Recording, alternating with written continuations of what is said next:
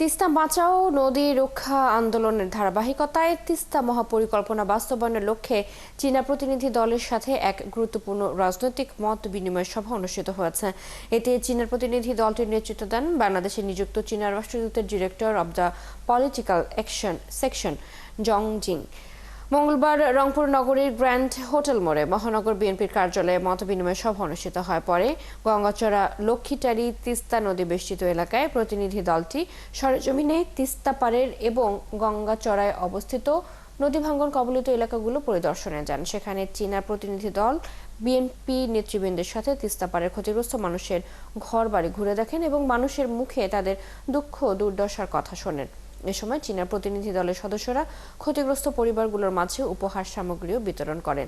এ সময় বিএনপি নেতারা জানান, তিস্তা মেগা প্রকল্প বাস্তবায়নই একমাত্র টেকসই সমাধান, যা এই অঞ্চলের মানুষের জীবনমান উন্নয়নে গুরুত্বপূর্ণ ভূমিকা রাখবে। এছাড়া তিস্তা পাড়ের মানুষও প্রকল্পটি বাস্তবায়নের ব্যাপারে গভীর আশাবাদ ব্যক্ত করেন।